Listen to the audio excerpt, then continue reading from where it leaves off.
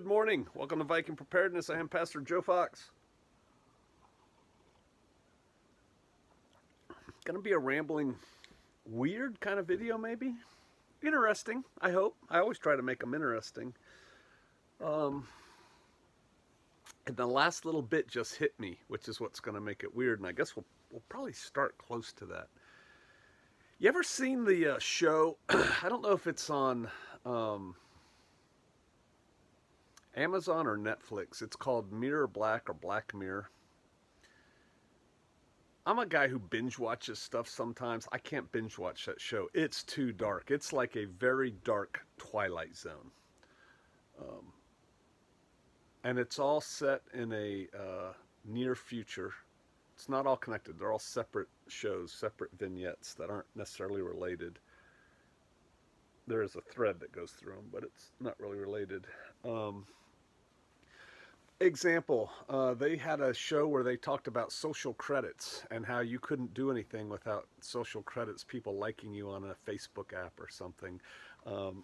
About a year or two before they started doing it in China, they had one where the autonomous robots are hunting and killing people in a cleared zone where no one's allowed to be.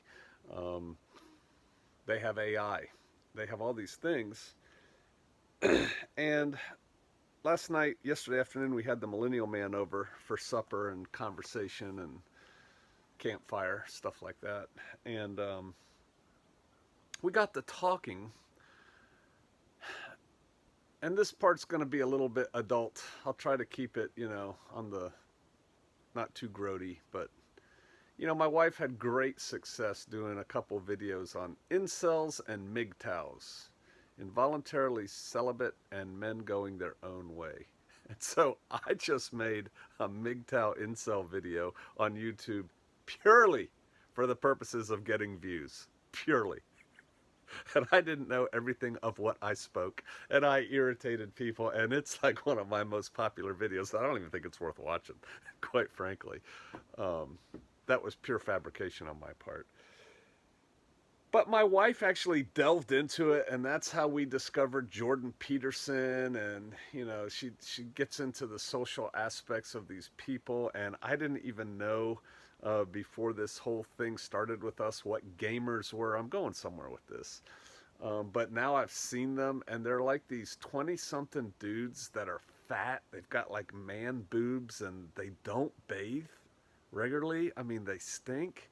And they all get together with their other similarly looking buddies, and they play these really high-end online looking video games. Like, I've seen them gather at coffee shops and McDonald's, and they are not going to find a mate. They're not looking for one. They've given up. And they're just not going to find a woman of any kind, shape, or form. It's just not going to happen.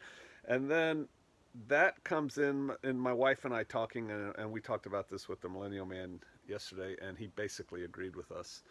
This whole rise of and confluence of robotics, AI, and sex dolls, right? That's becoming a very big thing. And so we were talking about that, and my wife said, man, the incels are going to spend money on that, the MGTOWs, because I'm like, who would do that? Ugh. And she's like, no, man, these MGTOWs and incels, some of them have money, and they're going to spend money on that stuff. And so we kind of went down that path for a while. And then I said, all right, we're getting into woo-woo stuff here. If you're not into like, or, oh, come on, conspiracy theory, where's my tinfoil, just check out or come back to the end of the video. We're going to have something more prepper related at the end of the video. But I said, I heard, someone told me, oh boy, isn't that chicken's coming home to roost there, PJ? There is no way of verifying this for the common man. But someone told me one time that, the powers that be, the elites, the Illuminati, whatever, they have a code, man. Like, how do you know, right? You see their code book, their rule ethics book. But the story is they have a code, and they've got to tell you what they're going to do before they do it, meaning to humanity. And the way they do that is through movies and television. I don't know if I believe that or not. Probably not. But having said that, I said, isn't it amazing how so many things were predicted long ago? Long is a relative term. In movies and shows. Man, back in the 60s, before some of y'all were born, there was a movie that came out, I think it was the 60s, could have been early 70s, called The Stepford Wives. And basically, it was about, I haven't seen it forever, and I guess they did a remake that wasn't very good with Nicole Kidman in it. Basically, it was a bunch of rich dudes who had this little village community. So, I kind of like the idea of set apart communities. And their wives were all creepily perfect. I think the original one's like 50s, 60s. They're all wearing those dresses and they meet their husbands when they come home with them, martini and, massage their neck. And, the unspoken is that, they're great in the sack, right? I know pastor's saying that, but hey, that's part of the movie, right? It's all just a whole little thing.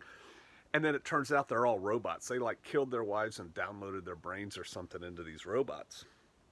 Da, da, da, zink, zink, zink. And so that's like the hook on the movie. Well, what are these sex dolls and what are they going to evolve into? See, technology is on a curve like this, right? So it's like, so set that over here, then go back and look at some of the big brains on Brad, guys, physicists and scientists and philosophers and stuff, are all warning about AI. AI is dangerous, artificial intelligence, and how it's just ramping up and it's going fast and it could get away from us. And then go back to the first Terminator movie, where the robots decide humans are the problem, and they decided our fate in a microsecond and start killing humans. So that goes there. And I said, in our conversation, these were things that you've seen in movies that have come true. I mean, Jules Verne talked about basically nuclear-powered submarines, right? And I said, what have we seen in movies or people talking about things that hasn't come true yet?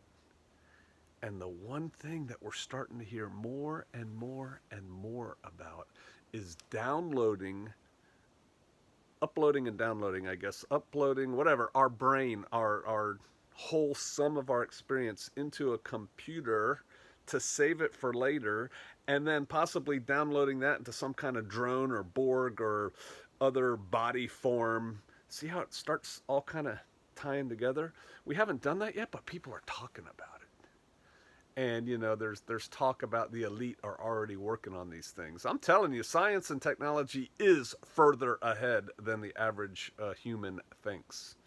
That doesn't work with it in the classified DARPA realm, which I got to do for a while. And the things that we thought were high speed, this top secret in the 90s, some of that stuff is in your hand right now. That just the average 13-year-old has in her back pocket. So yeah, technology is going really fast. And so this whole concept of downloading stuff, like uploading the sum of my life and experiences, where does that get vis-a-vis our relationship with the Father? What's going on? People are working on life extension technologies. They've been doing that forever. Super Soldier program has been going on since at least the early 80s. I know some specific things about it then. And actually before that, in the 60s and 70s, what was his name? David Channing, Lieutenant Colonel, went on, Men Who Stare at Goats. Everything in Men Who Stare at Goats is true. They just tweaked it to make it funny or weird. It was weird, but it was true. And so this stuff is happening, people downloading their brains, and we're on the cutting edge of that. And I'm telling you, when we're on the cutting edge of it, it's not going to take 20 years to get there anymore. It's going to be like bloop, bloop. So that's one thing. And then the whole concept of that you're starting to read about, and that movie, that show Mirror Black is really interesting and dark, of other parallel existences, universes. They're starting to get more stuff on that coming out. What's up with that?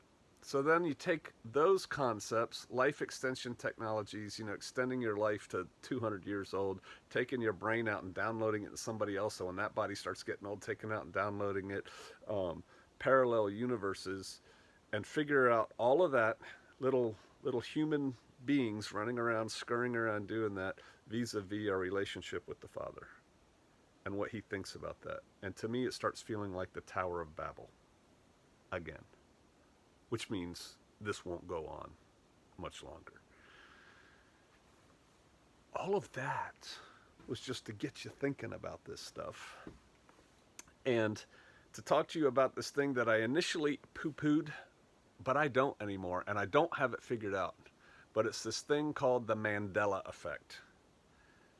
And I can explain some of it away. Oh yeah, everybody thought that, but the Mandela effect is basically Wikipedia. It's the quickest way to get a good grasp on it.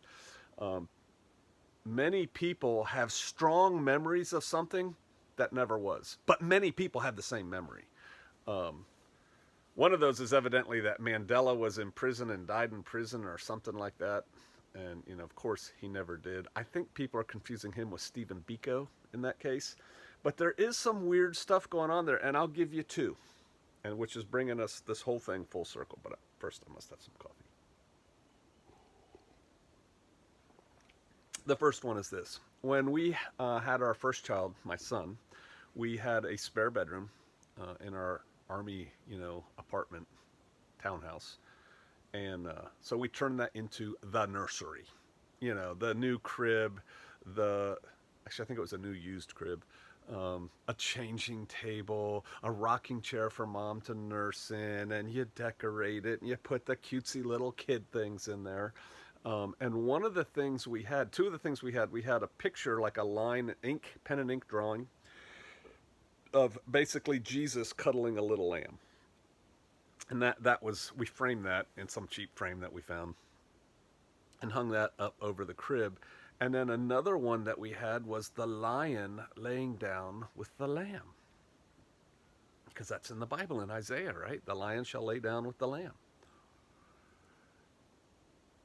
There's lots of, if you will, Christian symbology out there. Just type in lion and lamb and Google image it.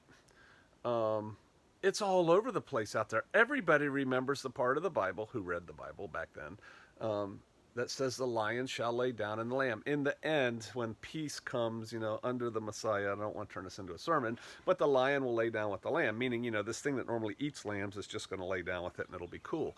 And heck, there's lion and lamb ministries. There's lion and lamb, this, that, and the other thing. It's all over Christian iconology or whatever.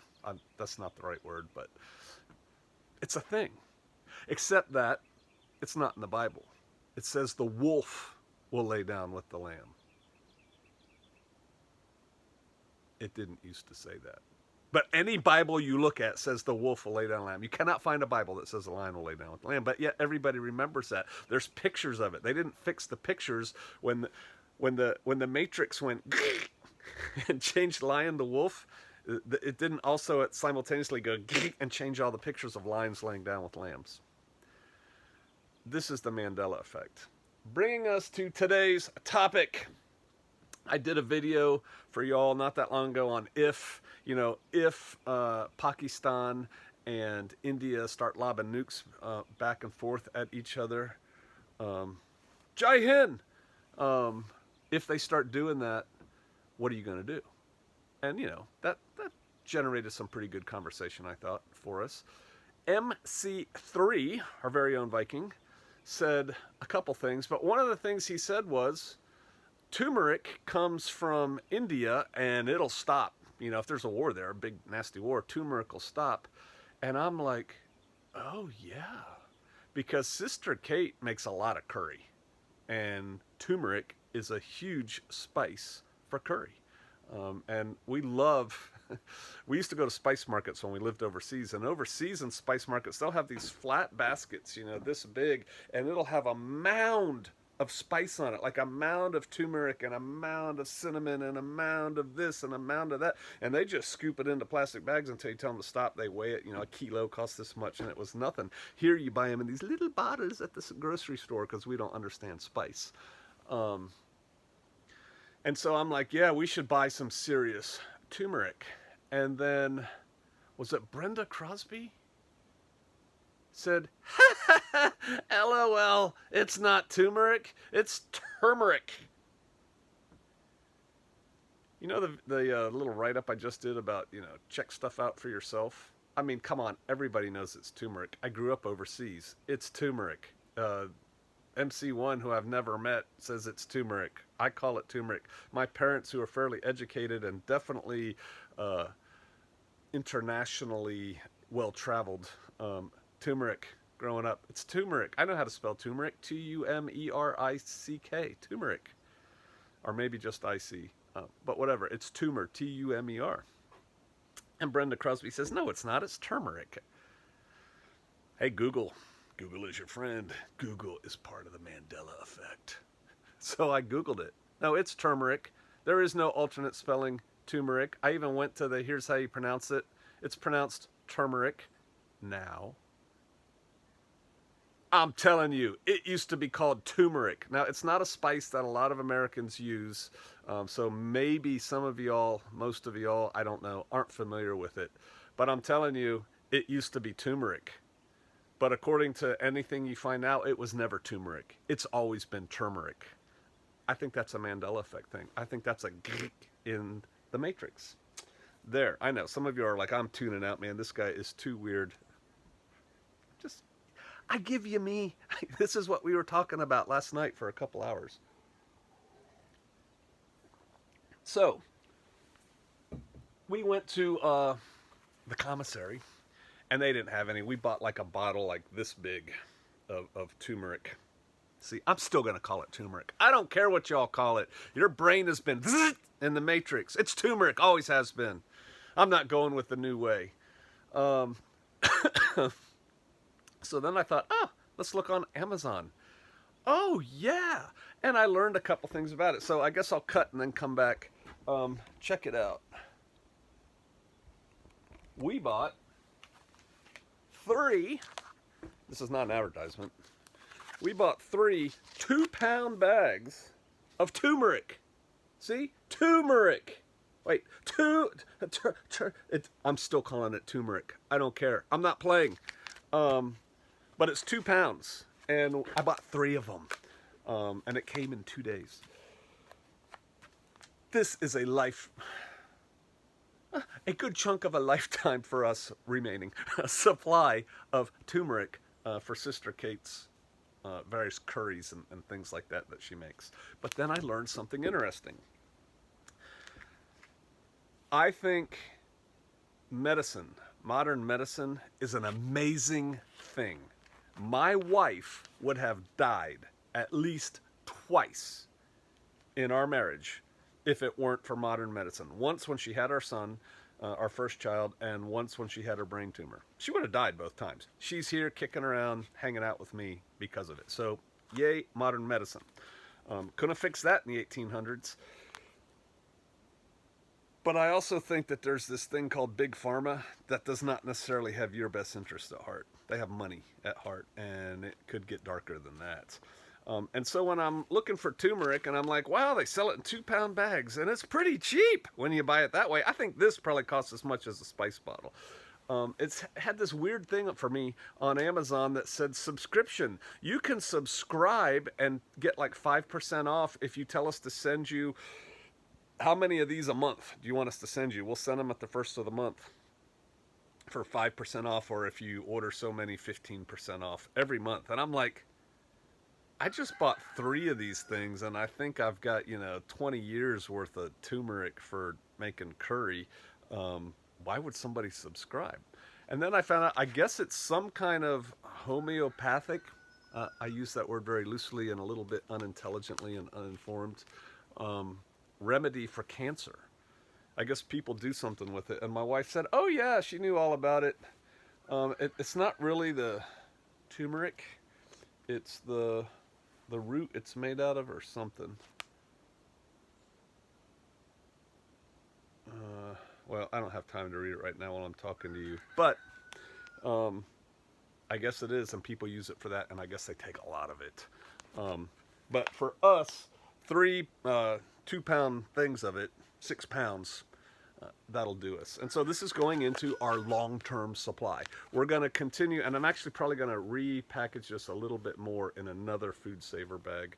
That's tight and sealed, but I can kind of smell it, so I'm going to seal it again. And it's going into our long-term supply. And then what we'll do is we'll continue to buy turmeric